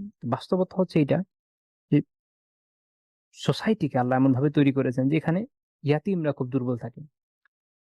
দেখা যায় তাদের হক যে কেউ চাইলে মেরে দিতে পারে, কাস্টোডিয়ান যারা থাকেন। আরেকটা হচ্ছে স্ত্রী, সেটা একজন নারী, সে স্বামীর দ্বারা হইতে পারে, ভাইয়ের দ্বারা হইতে পারে, বাপের দ্বারা হইতে পারে, সমাজের দ্বারা হইতে পারে, যে কারো দ্বারা নিগৃহীত হতে পারে। বাস্তবতা হচ্ছে একটা সমাজে যদি ইনসাফ না থাকে, যে কেউ এই জায়গায় নিগৃহীত হয়, যে কেউ এই জায়গায় নিগৃহীত হয়, even পুরুষও হয়। আমরা আওয়ামী লীগের 15 বছরের শাসনামলে যাদেরকে নিগৃহীত হতে দেখেছি, নারীটা কম হয় না ইস্টু, বাট যেই পরিমাণ লোক আয়না ঘরে ছিল বা যে পরিমাণ লোক ক্রস ফায়ারে গিয়েছে সেটা পুরুষই ছিল। নিগ্রহ তো কোনো অংশ কম হয়নি, এবং পুরুষের উপর অনেক বেশি নিগ্রহ হয়েছে। তো সমাজ যখন ইনসাফ থাকে না, সবাই নিগৃহীত হয়, আর যখন ইনসাফ থাকে তখন কেউই নিগৃহীত হয় না। কিন্তু তারপরও যদি বাই চান্স কারোর জন্য কোনো সমস্যা না হয়, সে কারণে এই সতর্কবাণী, ইয়াতিম এবং নারীর ব্যাপারে সতর্ক থাকো, যে তাদের হকগুলো যেন ঠিকমতো আদায় হয়। কারণ তাদের হক মানুষ সহজে মেরে দেওয়ার চেষ্টা করে। কারণ সমাজে মানুষের প্রবণতা হচ্ছে এরকম যে মানুষ যদি কোনো জায়গায় সহজে হক মারতে পারে, তা মারার জন্য উঠে পড়ে লাগে, যেটাকে আমরা একটা কথা বলি না যে সুযোগের অভাবে ভালো। এটা আসলে মানুষের একটা কমন বৈশিষ্ট্য। এই কারণে আমরা দেখেছি শরিয়া বিষয়গুলো খুব সতর্ক করেছেন, এইটা হওয়া যাবে না। আবার সুযোগ থাকলেও তোমার ভালো থাকতে হবে, সুযোগ থাকলেও ভালো থাকতে হবে। এই কারণে সন্ন্যাসবাদের জায়গা আমাদের দিনে নাই। আপনি পরিবারের মধ্যে থাকবেন, সমাজের মধ্যে থাকবেন, সবার সাথে মিলেমিশে থাকবেন, সুযোগ আছে, এখানে আপনাকে ভালো থাকতে হবে, এটি পরীক্ষা। তো খের, তো এই হাদিস সুনান ইবনে মাজাহ 3678 নম্বর হাদিস, শেখ আলবানী রাহিমাহুল্লাহ হাসান বলেছেন। 27তম পয়েন্ট হচ্ছে রাসূলুল্লাহ সাল্লাল্লাহু আলাইহি ওয়াসাল্লাম স্ত্রীদের সাথে এত উত্তম আচরণ করতেন যে কখনো কখনো এমন হয়েছে যে তার স্ত্রীরা তার সাথে উচ্চ স্বরে কথা বলে ফেলেছে। তো তিনি তখন ধৈর্য ধারণ করেছেন, এই বিষয়টা ক্ষমা সুন্দর দৃষ্টিতে দেখেছেন। আচ্ছা, এই কথা বলার কজ কি? আপনাকে মনে রাখতে হবে যে আল্লাহ রাসূলের সাথে উচ্চস্বরে কথা বলাটা এটা নিষিদ্ধ। সূরা হুজুরাতের 2 থেকে 3 নম্বর আয়াত আল্লাহ তাআলা কি বলেছেন? ইয়া আইয়ুহাল্লাযীনা আমানু, হে ঈমানদাররা, লা তারফাউ আসওয়াতাকুম ফাওকা সাওতিন নবী, তোমরা নবীর স্বরের চেয়ে উচ্চ স্বরে নিজেদের আওয়াজকে উচ্চ করো না। অর্থাৎ যখন দুজন কথা বলছে এমন যেন না হয় যে নবীর স্বরের থেকে তোমার স্বর উচ্চ হয়ে গেছে না। ওয়ালা তাজহারু লাহু বিল কওলি কাজহারি বা'দিকুম লিবা'দ, তোমরা একে অপরকে যেভাবে উচ্চ স্বরে ডাকো এভাবে তাকে ডেকো না। তাহলে কি হবে? আন তাহবাতা আমালুকুম ওয়া আনতুম লা তাশউরুন, তাহলে তোমাদের আমলগুলো এমন ভাবে বিনষ্ট হয়ে যাবে যে তোমরা টেরই পাবা না। এটা যে একটা বড় অপরাধ, তুমি তো খেয়ালই করবা না। তো এখান থেকে অনেক মাসালা বের হয়। যেমন উদাহরণস্বরূপ একটা, যেমন ইমাম বুখারী রাহিমাহুল্লাহ কাশফুল কিনায় যেমন বলছেন যে একটা হচ্ছে ওয়ালা ইয়াহিল্লু লিআহাদিন আইয়ারফা সাওতাহু ফাওকা সাওতিহি, কারোর জন্য বৈধ নয় যে আল্লাহ রাসূল সাল্লাল্লাহু আলাইহি ওয়াসাল্লামের স্বরের থেকে নিজের স্বরকে উঁচু করবে, এটা বৈধ নয়। আচ্ছা, এবং এইটা শুধুমাত্র তার জীবদ্দশায় বৈধ নয় এমন না, এটা মৃত্যুর পরও বৈধ নয়। অর্থাৎ যখন কেউ আহ মসজিদুন নববীতে যাবে, তখনও তার জন্য বৈধ নয় যে সে রওজায় ঢোকার পরে ওই জায়গায় উচ্চস্বর করবে, হট্টগোল করবে, হই হল্লা করবে, এটা বৈধ নয়। আর রওদুল মুরবিতে এইভাবে আছে, যেটা হারাম কি আত-তাওয়াফু বিহা, আল্লাহ রাসূল সাল্লাল্লাহু আলাইহি ওয়াসাল্লামের রওজাকে কেন্দ্র করে তাওয়াফ করা এটা হারাম। তো কোন এক জামানায় এটা হওয়ার চেষ্টা হয়েছে, আল্লাহ তাআলা হেফাজত করেছেন আলহামদুলিল্লাহ। এবং আরেকটা হচ্ছে ওয়ায়ুকরাহ আত-তামাসসাহু বিল হুজরা ওয়া রাফ'উ আস-সাওতি ইনদাহা, এবং এটা মাকরুহ যে হুজরা আছে, অর্থাৎ ওখানে যদি আপনারা কখনো যান দেখবেন যে আহ, যে দেওয়ালটা আছে যেটা সামনে দিয়ে যায়, হুজরা, এটাকে স্পর্শ করা এবং তার কাছে আপনার ওই স্বর উচ্চ করা, এটা কি হবে? এটা মাকরু। এখন কোন ধরনের মাকরু? ইমাম ইবনে কাসিম রাহিমাহুল্লাহ তাআলা রাউদুল মুরবির হাশিয়াতে বলছেন, এর মানে হচ্ছে কারাহাতুত তাহরিম, মাকরু তাহরিমি ধরনের মাকরু, সাধারণ মাকরু না। মাকরু তানজিহি না, এটা মাকরু তাহরিমি। আহ তো এটা শাইখুল ইসলাম ইবনে তাইমিয়া রাহিমাহুল্লাহ তাআলার ইখতিয়ারাতের মধ্যে পড়ে। তো এটা আমাদের খেয়াল রাখা জরুরি। তো তাহলে এটা আমরা বুঝলাম যে এটা আল্লাহ রাসূলের বিশেষ শান, আল্লাহ তাআলা তাকে এই মর্যাদা দিয়েছেন। কিন্তু স্ত্রীদের ক্ষেত্রে যেহেতু এটা পারিবারিক জীবন, হয়ে যেতে পারে এই বিষয়টা যেহেতু টাফ। তো ওই জায়গাটাকে ছাড় দেওয়া হয়েছে। এছাড়া কিছু, কিছু সাহাবী যারা ইচ্ছাকৃত করতেন না, তাদের স্বর ছিল উঁচু। আল্লাহ তাআলা তাদের ব্যাপারেও ছাড় দিয়েছেন, যেটা আমরা বিভিন্ন হাদিস থেকে পাই। মুসনাদ আহমদের ১৮,৩৯৪ নম্বর হাদিসে এরকম আপনারা একটা বর্ণনা পাবেন। তো সেখানে আয়েশা রাদিয়াল্লাহু তাআলা আনহার কাছে একদিন আবু বকর রাদিয়াল্লাহু তাআলা আনহু এলেন। তো দেখলেন যে অ্যা আয়েশা রাদিয়াল্লাহু তাআলা কোন একটা বিষয় বলছিলেন। তো বর্ণনাকারী এভাবে বলছেন যে ফাসামিআ আয়েশাতা ওয়া হিয়া রাফিআতুন সাওতাহা আলা রাসূলিল্লাহি সাল্লাল্লাহু আলাইহি ওয়াসাল্লাম।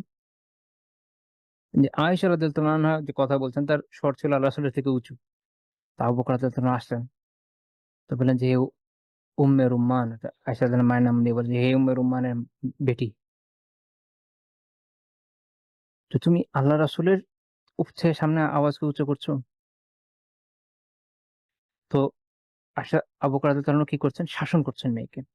ইবনে হাজার রাহমাতুল্লাহি আলাইহি বলছেন যে এখান থেকে এটা বুঝা গেল যে বিয়ের পরেও বাপ মেয়েকে শাসন করতে পারে। কোন সমস্যা নেই। আচ্ছা, তাহলে শাসন করছে। তো এখন রাসূলুল্লাহ সাল্লাল্লাহু আলাইহি ওয়াসাল্লাম তো একটু আগ পর্যন্ত কথা শুনছেন, আয়েশা রাদিয়াল্লাহু বলছেন যে বর্ণনাকারী বলছেন যে ফাহালা নাবিয়্যু সাল্লাল্লাহু আলাইহি ওয়াসাল্লাম বাইনাহু ওয়া বাইনাহা। তো আবু বকর এবং আয়েশা রাদিয়াল্লাহু তাআলার মধ্যে নবী সাল্লাল্লাহু আলাইহি ওয়াসাল্লাম তখন একটা সমঝোতা করে দিলেন, বিষয়টা মিটমাট করে দিলেন। এর কোন ব্যাপার নাই, ইটস ওকে। তো যখন আবু বকর রাদিয়াল্লাহু চলে গেলেন, তখন আল্লাহ রাসূল দুষ্টামি করে বললেন যে আলা তারাইন আন্নী ক্বাদ হুলতু বাইনা আর-রাজুলি ওয়া বাইনিক, যে তুমি কি দেখেছো যে তোমার এবং এই ব্যক্তির সাথে আমি কিভাবে একটা সমঝোতা করে দিলাম। মানে আমি তাকে তোমার হাত থেকে তাকে দুঃখিত, তার হাত থেকে তোমাকে রক্ষা করলাম, যে তোমার বাবা যে তোমাকে শাসন করছে, আমি তাকে তোমাকে বাঁচিয়ে দিলাম। এটা হচ্ছে মূল কথা। তারপর আবু বকর রাদিয়াল্লাহু আনহু আবার আসলেন। আ তারপরে দেখলেন যে তারা এটা নিয়ে হাসাহাসি করছে নিজেরা।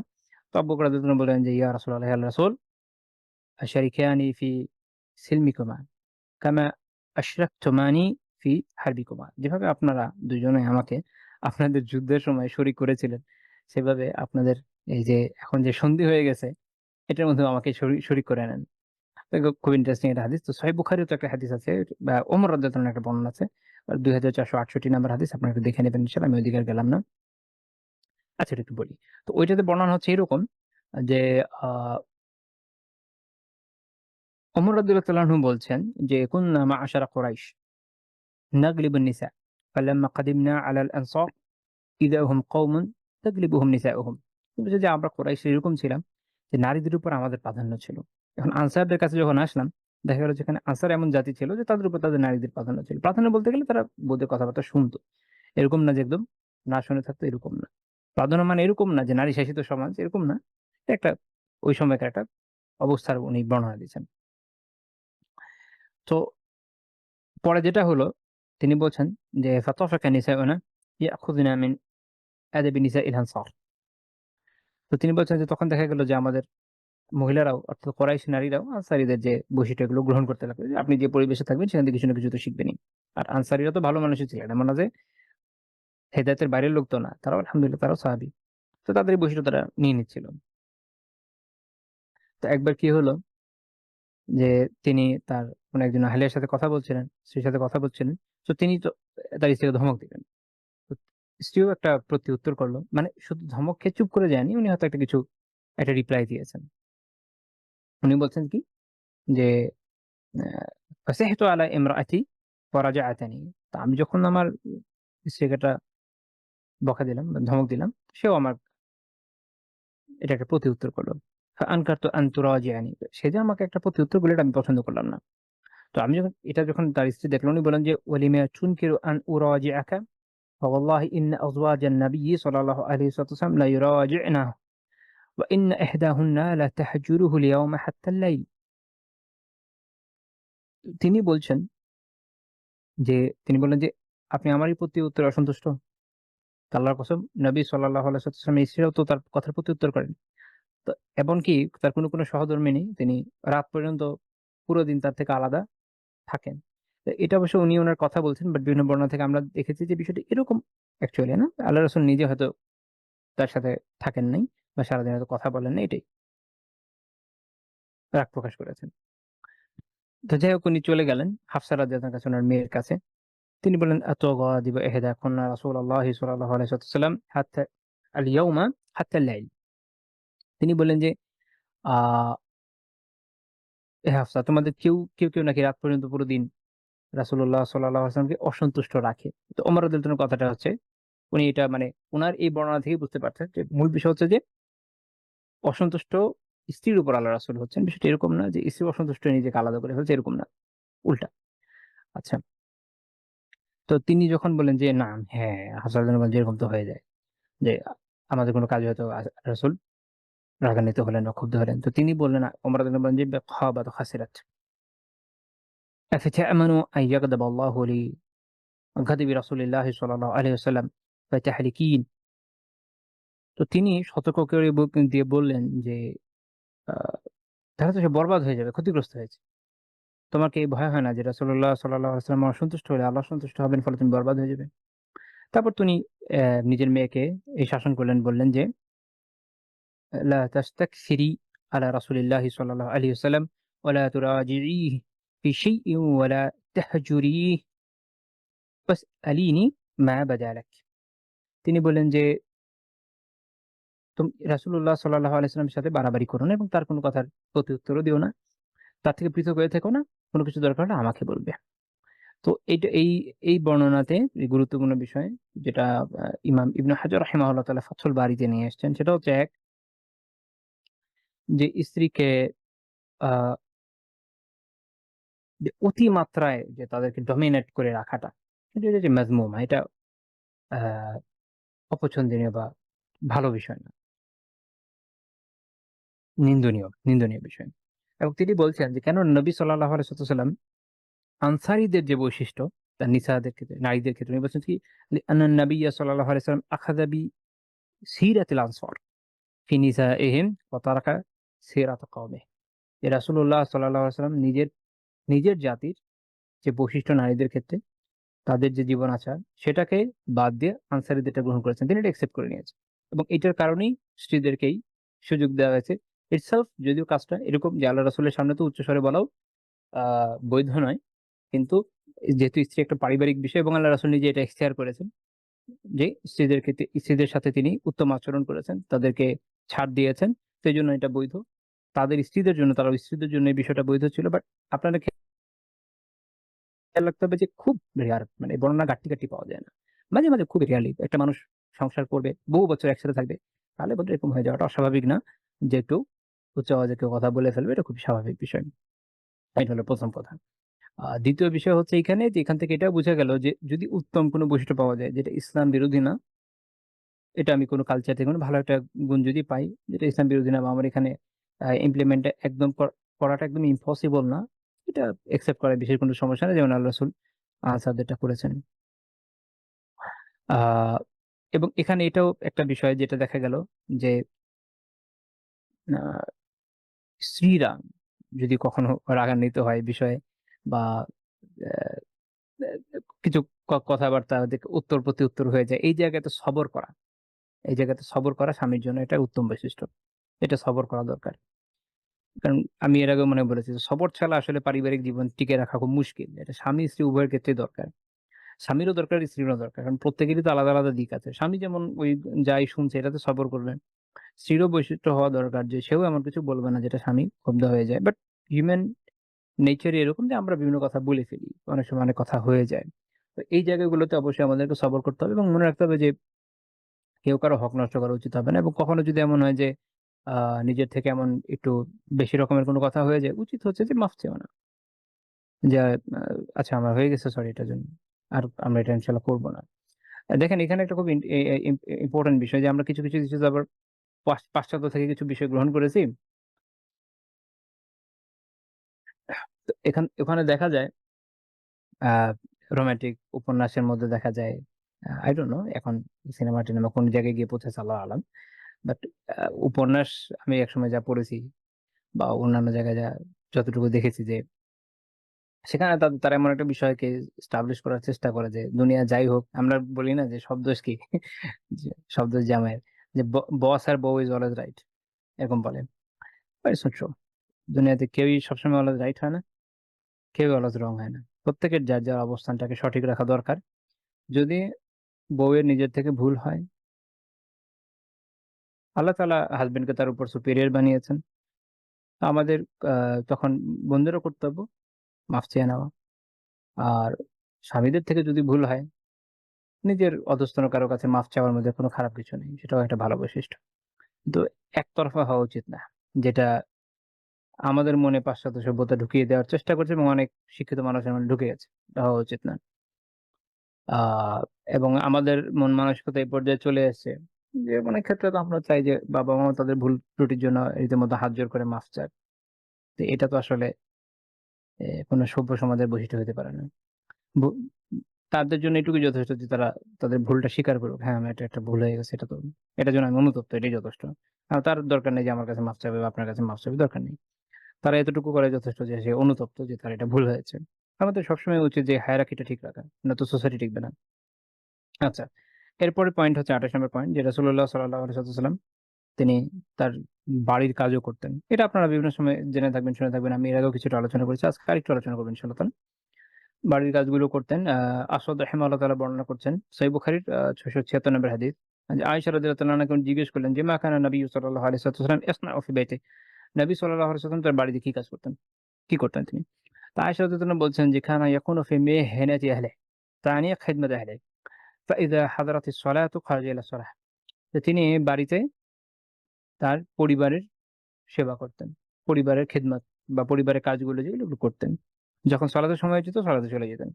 এইটা আ আমাদের যেসব কিতাবগুলোতে তাওয়াযু, বিনয় এসব বিষয় নিয়ে আলাপ আলোচনা হয়, আখলাকের বিষয়গুলো আলোচনা হয়। এগুলোতে এই হাদিসটা অনেক কোট করা হয়। ইমাম গায্যালী রাহিমাহুল্লাহ তাআলা ইহয়া উলুমে করেছেন, অন্যান্য জায়গায় এসেছে। যে এই যে বিনয়, এত বড় ব্যক্তিত্ব হওয়ার পরও পরিবারে কাজ করার ক্ষেত্রে উনার মধ্যে কোনো সংকোচ ছিল না। খুব স্বাভাবিকভাবে কাজ করেছেন। এবং পরবর্তীতে আমরা খোলাফায়ে রাশিদিনের মধ্যেও দেখি। আমরা অন্যান্য সাহাবীদের মধ্যেও দেখি। এই যে স্বাভাবিক একটা জীবনযাপন। পরিবারে থাকবে, পরিবারের মধ্যে থাকলে পরিবারের কাজ করবে। বিশেষ কোনো সমস্যা না তো। আবার পরিবারের কাজটা যে আমি করছি এটাও বেশি কোনো ক্রেডিট না। এটা কি ক্রেডিট? আমি ধরেন কথার কথা আমি ধরেন এই যে পানি খাবো, মগ নিয়ে আসলাম। মগ আনার সময় ধুয়ে নিয়ে আসবো। যেমন ক্রেডিটের কাজ। আমি বসে থাকবো যে আমার বউ ধুয়ে নিবে। কোনো একদিন আমি নিজে ধুলাম, মনে হয় আরে ভাই বিশাল কাজ করে ফেলছি। না, এটা তো আসলে সঠিক কথা না। বরং সংসারে প্রত্যেকে যে যার ডিউটিটা পালন করা দরকার। ডিউটির বাইরেও নিজস্ব মোরালিটি থেকেও অনেক কাজ করা দরকার। যে আমি এই জায়গাটা হেল্প করতে পারি, করলাম। আমার আহলের একটু সুবিধা হলো, ভালো হয়। আবার আমি আমার কোনো কাজে যদি আমার আহলি হেল্প করতে পারে, করল। পারস্পরিক সহানুভূতি, সহমর্মিতা এবং এই সম্মিলিতভাবে কাজ করার মাধ্যমে তো আসলে পরিবার চলে না। তো আসলে পরিবার ঠিকমতো চলতে সক্ষম হবে না। তো তিনি বলছেন কি?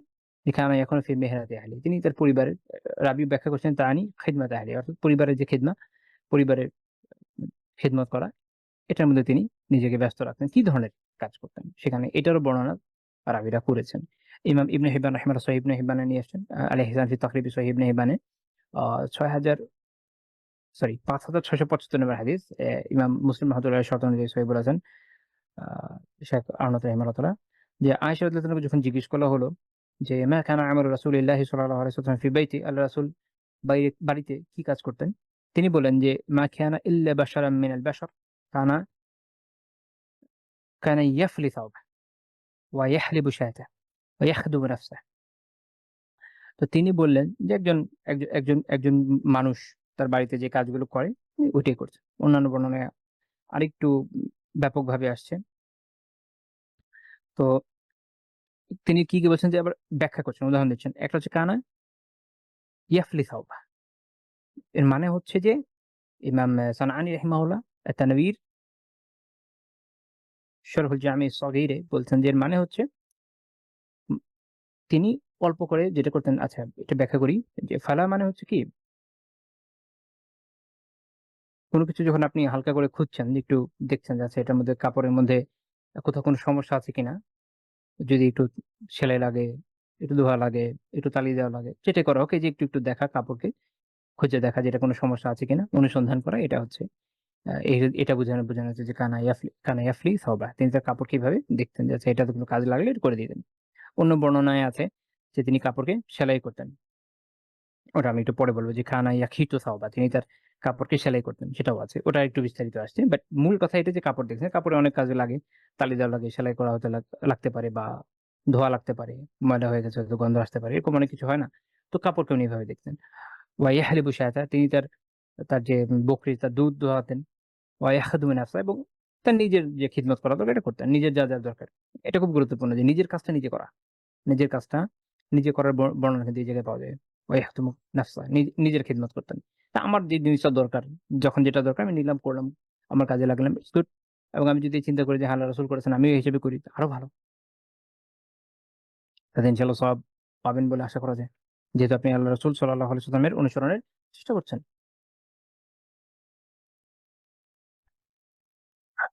মুসনাদ আহমদের ২৪,৯০৩ নম্বর হাদিস আছে, যেখানে আয়েশা রাদিয়াল্লাহু তাআলা আনহা বলেছেন, কানা ইয়াখিতু সাওবা, তিনি তার কাপড় সেলাই করতেন। ওয়া ইয়াখসিফুনা আলা ওয়া ইয়া'মালু মা ইয়া'মালু রিজালু ফি বুয়ুতিহিম। তো এখানে উনি আরেকটু বিস্তারিতভাবে আলোচনা করেছেন, বা আপনি বলতে পারেন যে এটাকে আসলে বিস্তারিত কি কমপ্লিমেন্টারি। মানে প্রত্যেকটা রিওয়ায়াত একসাথে করলে একটা বিষয় মোটামুটি ক্লিয়ার হয়। তিনি বলছেন যে তিনি কাপড় সেলাই করতেন। তার যে নাল, নাল মানে হচ্ছে আমরা যে স্লিপার পরি, পায়ের ২ দিকে ২ টা ইয়ে থাকে। এই ধরনের জুতা হচ্ছে নাল। তো তিনি তার যে নাল, সেটার তালি লাগাতে হলে লাগাতেন। তারপর বলছেন ওয়া ইয়া'মালু মা ইয়া'মালু রিজালু ফি বুয়ুতিহিম। পুরুষরা তাদের বাড়িতে যা কাজ করে তাই করতেন। তো এখান থেকে আমরা এটা বুঝি যে বেসিক্যালি উনার কাজগুলো ছিল পুরুষালি কাজ। বাসায় একজন পুরুষ যে ধরনের কাজ করে সেটা করতেন। এবং এখানে এটাও বোঝা যায় যে সাহাবীরা তাদের সাধারণ জীবনে এই কাজগুলো করতেন। কারণ এটাতে একটা উদাহরণ দিয়েছে। অন্য একটা জায়গাতে আমার খেয়াল নাই যেটা কোন কিতাবে আছে। অন্য একটা জায়গাতে আমার মনে আছে যেরকম পড়েছিলাম যে, মানে তোমরা তোমাদের বাড়িতে যা কাজ করো ওরকম কাজ করো। এরকম একটা বর্ণনা আমার যতদূর মনে পড়ে যে এরকম একটা বর্ণনা আছে। বাট ওইটা যদি নাও হয়, এখন যেটা বললাম এটা থেকেও বোঝা যায় যে পুরুষরা ওই সময় ঘরে এই কাজগুলো ইউজুয়ালি করতেন। এবং আল্লাহ রাসূল এটা করতেন। উনি এটা করাতে কোনো খারাপ কিছু মনে করতেন না, এই হেল্পটা করতেন। এখন আমাদেরকে আলাদাভাবে বলা লাগতেছে এখনকার সময়ে এসে যে ভাই এই কাজ করো। কারণ আমরা তো আসলে মাশাআল্লাহ ছেলেরা একেকজন বাদশা হয়ে বড় হইছে। আর আমাদের মেয়েরা যারা আছে একেকজন মহারানী হয়ে বড় হয়েছে। কেউ কোনো কাজ করেনি। এখনকার সময়ে যে অবস্থা হচ্ছে, আমি বলছি না সবার সেম সমস্যা, বাট এই ধরনের সমস্যা আছে। It's true. এটা আমাদের স্বীকার করতে হবে। যে অনেক ভাইয়েরা আছেন যারা বাসায় কোনো কাজই করেন না। অনেক বোনেরা আছেন যারা বিয়ের আগে জীবনে কোনো কাজই করেন না। এটা আসলে কোনো ভালো কথা না। ছেলে-মেয়ে উভয়কেই ছোটবেলা থেকে কিছু না কিছু কাজ শিখিয়ে বড় করতে হবে। একটা ছেলে একটা ছেলে হিসেবে যে কাজগুলো করার মতো আছে, তাকে ছোটবেলা থেকেই নার্চার করে বড় করার সময় ছোট কাজ দিয়ে টাস্ক দিয়ে তার পক্ষে সম্ভব। আস্তে বড় করতে হবে যেন সে স্বাবলম্বী হয়। ইসলাম আমাদেরকে এরকম কি বলে এটাকে? পরমুখাপেক্ষী এটা হওয়া শেখায় নাই। বরং আপনি আল্লাহ রাসূলের জীবন দেখেন, রেয়ারলি কারো থেকে হেল্প নিচ্ছেন। সাহাবীরা নিজেরা খিদমতের জন্য আগায় গেছেন। এটা একটা ডিফারেন্ট ইস্যু। বাট অধিকাংশ সময় উনি নিজের কাজ নিজেই করতেছেন। তো আমাদের সালাফদের জীবনে আপনি এই জিনিসই পাবেন। ঠিক আছে? অন্যদিকে বোনদের তো এটা তার পরিবারের কাজই আছে। বাসার মধ্যে যেহেতু তার কর্মক্ষেত্র হলো বাসায়। বাসায় বিভিন্ন কাজ সে করবে, এটাই স্বাভাবিক। বাট একটা ছেলেও বিভিন্ন কাজ করবে। স্কিল জানা এটা খুব গুরুত্বপূর্ণ বিষয়। জীবনে যেকোনো জায়গায় আপনি আটকে যাবেন না, এগিয়ে যেতে পারবেন যদি আপনার ভালো স্কিল থাকে। এবং নিজের পরিবারের দেখাশোনা করা, বাসার কাজগুলো করা, এগুলো তো একটা ভালো স্কিল। এবং এটা আপনাকে দুনিয়ার যেকোনো জায়গায় সেট হতে সাহায্য করবে। এটা একটা ছেলে হোক, মেয়ে হোক সবাইকেই। এবং পরিবারের সুখ আনয়নের ক্ষেত্রে এটা গুরুত্বপূর্ণ। দেখা গেল যে দুজনেই যদি অকেজো হয় তাহলে তো মুশকিল। আবার একজন কিছুই পারে না, আরেকজন আলহামদুলিল্লাহ অনেক প্রো ম্যাক্স, সেটাও মুশকিল। দেখবেন যে খালি খোঁটা দিবে যে তুমি তো কিচ্ছু পারো না। তো এজন্য দরকার হচ্ছে যে নিজের পক্ষে যতটুকু সম্ভব শেখা। এবং যারা জীবনে সাফার করেছে তাদের তো আরো উচিত যে সন্তান যখন বড় করছেন, যাদের বাচ্চা-কাচ্চা আছে, তাদের ছোট থেকেই ছোট কিছু টাস্ক দিয়ে বড় করেন। এরকম বললেন না যে আমি একদম আমার বাচ্চা-কাচ্চারা জীবনে কিচ্ছু করাই না, আমার ছেলে জীবনে কোনো কাজ করে না, আমার মেয়ে জীবনে কোনো কাজ করে না। নিশ্চিত এটা কোনো ভালো কথা না। এটা কোনো ভালো কথা না। বরং কাজ করে বড় হবে। তাহলেই তো শিখবে। তাই এইখানে যারা উন্নত জাতি আছে তারা বাচ্চাদেরকে ছোটবেলা থেকে শেখাতে লজ্জাবোধ করে না। আর আমরা হচ্ছে যে কি বলবেন কেরানির জাত। আমাদের এমন ইয়ে চলে আসছে, ইগো আসছে, আল্লাহ মাফ করুন। এবং এটা তো দিনের কোনো শিক্ষাও না। আচ্ছা।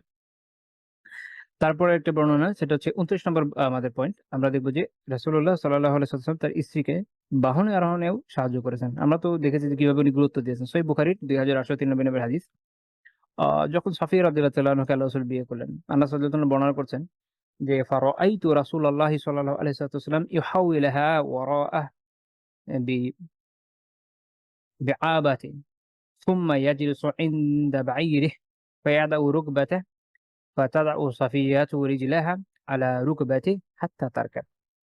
তিনি বলছেন যে সাফিয়া রাদিয়াল্লাহু তাআলা আনহু যখন আ তার বাহনে আরোহণ করলেন, রাসূলুল্লাহ সাল্লাল্লাহু আলাইহি ওয়াসাল্লাম তার চারপাশে পর্দার ব্যবস্থা করে দিলেন এবং উঠলেন যে, উঠে তো ওঠা আসলে একটু উঁচু জায়গা, ওঠা একটু কষ্টকর হয়। তো আল্লাহ রাসূল হাঁটু পেতে দিলেন এবং সাফিয়া রাদিয়াল্লাহু তার উপর ভার দিয়ে উঠে গেলেন। তো সুবহানাল্লাহ। এটা আপনি চিন্তা করেন যে সৃষ্টির শ্রেষ্ঠ ব্যক্তি, সাইয়্যিদুল আউয়ালিন ওয়াল আখিরিন, শুরুর এবং শেষের সবার নেতা। এবং যদি বলেন যে সাইয়্যিদুস সাকালাইন, জিন মানুষ সকল ২ গোত্রের যিনি সর্দার। আপনি বললেন যে মানব জাতি হচ্ছে আশরাফুল মাখলুকাত, তিনি তার মধ্যেও আশরাফ। সে মহান ব্যক্তি তার স্ত্রীকে বাহনে ওঠাবেন, সেটার জন্য এভাবে সাহায্য করছেন। মানে সাহায্যের সর্বোচ্চ এক্সটেন্ডে চলে গেছেন। সুবহানাল্লাহিল আযীম ওয়া বিহামদিহি। আপনি এর বিপরীত চিন্তা করেন যে আপনার নিজস্ব অ্যাক্টিভিটি কিরকম, বা আমি নিজেও ভাবি যে আমি আসলে সে পরিমাণ সেবা বা সে পরিমাণ সহায়তা করতে পারছি কিনা। তাই না? এটা ভাবা দরকার তো। যেখানে রাসূলুল্লাহ সাল্লাল্লাহু আলাইহি ওয়াসাল্লাম তার স্ত্রীকে এভাবে কেয়ার করেছেন যে তিনি উটে ওঠার জন্য নিজের হাঁটু গেড়ে দিয়েছেন। সেখানে তো আমাদের জন্য এটা বিশাল ব্যাপার। আমাদের তো মাশাআল্লাহ ছেলেরা চলে নিজের মতো। আমি যেরকম দেখি আরকি। সবাই তো আর এক হবে না বলছি। বাট যারা একটু দিন প্র্যাকটিস করেন তাদের কখনো, কখনো অনেক সময় দেখা যায় এই যে একটা দূরত্ব থাকে। ওভাবে আসলে কেয়ার করছে না, এটাও সঠিক না। কেয়ার করতে হবে। কেয়ার করতে হবে এবং আল্লাহ রাসূলের জীবন থেকে শিক্ষাটা নিতে হবে যে স্ত্রীকে আগলে কিভাবে রাখতে হয়। কিভাবে তার প্রত্যেকটা ভালো-মন্দ দেখভাল করতে হয়। আমরা এখন পর্যন্ত এতগুলো পয়েন্ট নিয়ে আলোচনা করলাম। খেয়াল করে দেখেন, মানে শেখার অনেক উপকরণ আছে। আমার নিজের আছে, আপনার আছে। জীবনে অনেক কিছু হয়তো আমরা এভাবে করি না। বাট এটা করা দরকার তো। তাহলেই না আমরা জীবনে আল্লাহ রাসূলের জীবনের যে শিক্ষাগুলো এগুলো বাস্তবায়ন করতে সক্ষম হব। আচ্ছা। এরপরের যে পয়েন্টটা আছে সেটা হচ্ছে আ যেটা আমরা আজকে আলোচনা করব ৩০ নম্বর পয়েন্ট। স্ত্রীর জন্য, স্ত্রীদের জন্য নিজেকে সবসময় পরিষ্কার-পরিচ্ছন্ন রাখতেন, সুরক্ষিত রাখতেন। ১ম এ এটা মনে রাখবেন যে রাসূলুল্লাহ সাল্লাল্লাহু আলাইহি ওয়াসাল্লাম এমনিতেও সবসময় পরিষ্কার-পরিচ্ছন্নই থাকতেন। এমনিতেও তিনি সুরক্ষিতই থাকতেন। কিন্তু কিছু, কিছু জায়গায় তিনি বেশ জোর দিয়েছেন। তার মধ্যে একটা হচ্ছে গিয়ে ঘরে প্রবেশ, স্ত্রীর সাথে সময় কাটানো। তিনি ঘরে প্রবেশ করে ১ম এ যে কাজটা করতেন মিসওয়াক করতেন। কারণ এটা ফকিহরা এটা ব্যাখ্যা করতে গিয়ে বলেছেন, বাইরে থেকে মানুষ যখন আসে কথাবার্তা বলে আসে, মুখের ঘ্রাণে চেঞ্জ আসে। ঘরে ঢুকবেন, সামনে বউ আছে, তার সামনেই আপনি এরকম অবস্থায় যাবেন। তাই না? এটা তো আর সঠিক কোনো বিষয় না। তো এইজন্য সহিহ মুসলিমের হাদিস ২৫৩ নম্বর হাদিস সুরাই রাহিমাহুল্লাহ তিনি জিজ্ঞেস করেছেন আয়েশা রাদিয়াল্লাহু যে, "বিআইয়ি শাইইন কানা ইয়াবদাউ an-নাবিয়্যু সাল্লাল্লাহু আলাইহি ওয়াসাল্লাম ইযা দাখালা বাইতাহ?" নবী সাল্লাল্লাহু আলাইহি ওয়াসাল্লাম যখন বাড়িতে প্রবেশ করতেন ১ম কোন কাজটা করতেন? তো আয়েশা রাদিয়াল্লাহু আনহা বলছেন যে, "বিসওয়াক।" তিনি ১ম মিসওয়াক করতেন। আ এখন এটার বিপরীতে আপনি চিন্তা করেন যে আমাদের সোসাইটি কোন জায়গায় চলে গেছে যে মানুষ বাইরে গিয়ে ধূমপান করছে, পান খাচ্ছে, এভাবেই বাসায় ঢুকে যাচ্ছে। সুবহানাল্লাহ! আল্লাহ রাসূল তো এগুলো থেকে একদমই মুক্তই ছিলেন। আলহামদুলিল্লাহ। তারপরও তিনি মিসওয়াক করছেন। এমনকি তিনি এই দুর্গন্ধ দূর রাখার জন্য, সেটা শুধু পরিবারের জন্য না, যেহেতু তার কাছে ওহী আসতো সেই কারণে অনেক ধরনের খাবার ওই সময় যেগুলো খাওয়া হতো, আ যেমন পেঁয়াজ রসুনের মতো বিষয় যেগুলো বৈধ, অবৈধ কোনো বিষয় না। এগুলোকে বর্জন করতেন এইজন্য যেন মুখে গন্ধ না হয়। সেখানে আমাদের মানুষজনের যে অবস্থা, বাইরে গিয়ে ঝালমুড়ি খাচ্ছি, ওভাবেই চলে যাচ্ছি বাসার ভিতরে বা এমন খাবার খাচ্ছি মুখ থেকে আমি নিজেই টের পাচ্ছি যে হয়তো ব্যাড স্মেল আসতেছে। ওভাবে চলে যাচ্ছি। আ বউর কাছে এভাবে চলে যাচ্ছি। এটা সঠিক নয়। আবার আমরা দেখছি যে আ মানুষ তো বিভিন্ন ধরনের অন্যান্য বিষয়েও সম্পৃক্ত হয়ে গেছে। এর মধ্যে আছে আপনি জানেন যে মানে স্মোকিং করছে বা পান খাচ্ছে, জর্দা দিয়ে খাচ্ছে।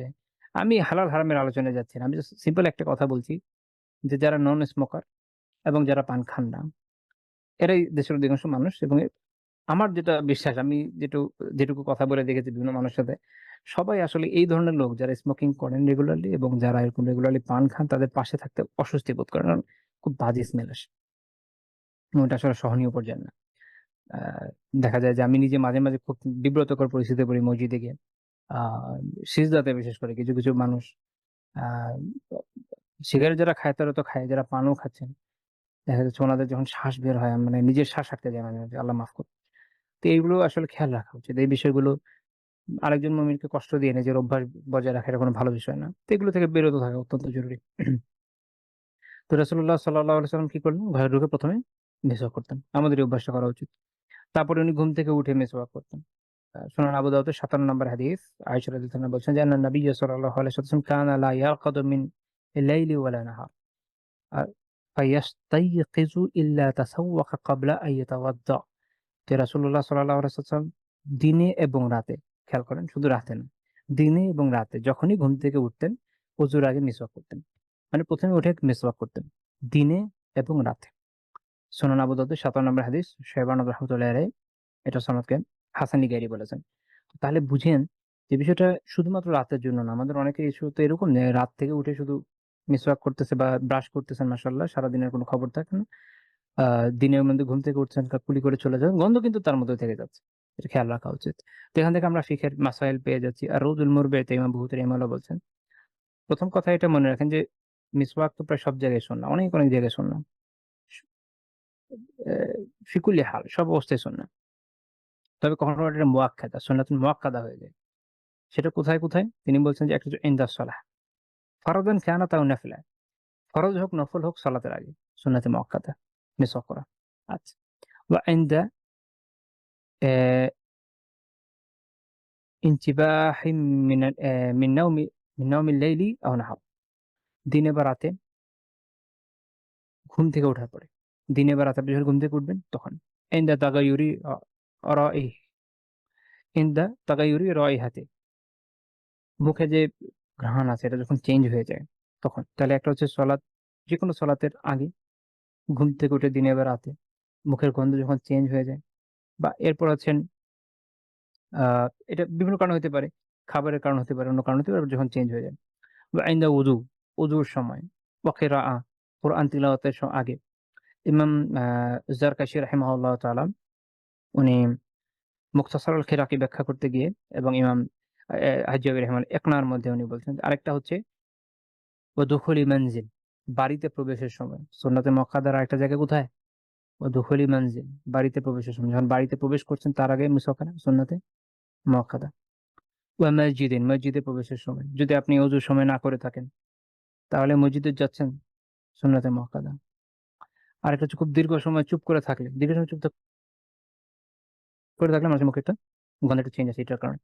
এবং আরেকটা হচ্ছে যদি আ দাঁত হলুদ হয়ে যায়, কালার চেঞ্জ হয়ে যায় দাঁতের। তো এগুলো হচ্ছে গুরুত্বপূর্ণ জায়গা, যেসব জায়গাগুলোতে আপনার মিসওয়াক করা সুন্নতে মুআক্কাদা। তো এই জায়গা, তার মধ্যে আমরা এটা একটা পেলাম যে বাড়িতে প্রবেশের সময়। তাহলে আমাদের এখান থেকে একটা শেখার বিষয় যে আমরা অবশ্যই চেষ্টা করব বাসায় প্রবেশের আগে মিসওয়াক করতে। আচ্ছা, এখন এখানে একটা বিষয় আছে, সেটা হচ্ছে আমরা দেশে যে ধরনের মিসওয়াক ব্যবহার করি, এটা পানি ছাড়া ব্যবহার করার মতো না। পানি ছাড়া ব্যবহার করার মতো না একদমই। দেখা যায় মুখের মধ্যে একদম জাল-টাল চলে আসে। আ কিছু মাসালা আছে যেটা আসলে খুব প্র্যাকটিক্যালি যখন ওই ভূখণ্ডের লোকরা যারা এটা করেন, বা ইমামরা যখন লিখেছেন, তাদের ওখানে যেটা প্র্যাকটিস আছে ওটা দেখলে একটু বোঝা সোজা হয়। কারণ আমার এটা আগে চিন্তা হইতো যে কিভাবে করবে? তা আপনারা হয়তো ভিডিওতে দেখবেন যে হারমাইন শরীফাইনের ইমাম যারা শেখ সুদাইস বা অন্যান্যরা নামাজের আগে মুখের মধ্যে মিসওয়াক নিয়ে করতেছেন, পকেটে রেখে দিচ্ছেন, নামাজ শুরু করে দিচ্ছেন। তখন তো মুখে তো রয়ে যাওয়ার একটা পসিবিলিটি থাকে বা এরকম। তো ওখানে গিয়ে আমি এই মেথড গুলো ইউজ করেছি আলহামদুলিল্লাহ। আমি একবারই যাওয়ার তৌফিক হয়েছে। আমি যখন গিয়েছি আমি দেখেছি যে তাতে যে মিসওয়াক গুলা, এগুলো আসলে এটা ইউটিলাইজ এর জন্য খুব ভালো। এরকম কোনো সমস্যাই হয় না। আমি নিজে ইউজ করেছি, দেখেছি আলহামদুলিল্লাহ। খুব চমৎকার। ওরকম রোয়া-টোয়া খুব থেকে যাওয়ার মতো কষ্ট দেওয়া এরকম হয় না। তো এটা খুব ইন্টারেস্টিং বিষয়। তো এরকম পেলে তো ভালো। আর যদি না হয়, এখন বাড়িতে প্রবেশের আগেও যদি করতে না পারেন সো হোয়াট? বাসায় ঢুকলেন, ঢুকে অনেকক্ষণ পরে গেছেন, বাইরে থেকে গেছেন, সারাদিন কাজকর্ম করে গেছেন, অফিস থেকে ব্যবসা করে যাই হোক বাসায় গেছেন টায়ার্ড। তখন আগে কি করেন? মিসওয়াকটা করে নেন। কারণ আপনি তো নিজেই বুঝতেছেন শরীরে ১২টা বেজে গেছে। এবং এটা একটা বিষয় যে কারণে দেখা যায় স্বামী-স্ত্রীর মধ্যে অনেক সময় দূরত্ব তৈরি হয়ে যায়। স্ত্রী হয়তো রান্নাঘর থেকে এইভাবে যে কাপড়ে আছে ওই কাপড়ে জামার কাছে চলে আসতেছেন। আ স্বামীর ক্ষেত্রে দেখা যাচ্ছে যে বাইরে যেভাবে ছিল ওভাবে ঘামে-টামে একদম ভিজে-টিজে ভাবে বাসায় সেভাবে বউর কাছে চলে যাচ্ছে। তো এইভাবে আসলে ইন্টিমেসি তো আর হবে না। একটা বাজে একটা বিষয় হয়ে যায়। আমরা আল্লাহ রাসূলের জীবন থেকে দেখেছি আপনার পরিষ্কার পরিচ্ছন্নতা কত জরুরি। তাহলে কাজ হলো এইটা, বাসায় আসতেছেন, গোসল করেন, মিসওয়াক করেন, তারপর আহলিয়ার কাছে যান। একই রকম বউদের ক্ষেত্রে। রান্না করেছেন, অন্য কাজ করেছেন, টায়ার্ড, গোসল করেন, ফ্রেশ হন। তারপর স্বামীর কাছে যান। এতে পারস্পরিক ভালোবাসাও বাড়বে, সৌহার্দ্যও বাড়বে ইনশাআল্লাহ তাআলা। তো আজ এ পর্যন্তই থাকছে। সুবহানাকাল্লাহুম্মা বিহামদিক লা ইলাহা ইল্লা আনতা আস্তাগফিরুকা ওয়া আতুবু ইলাইক।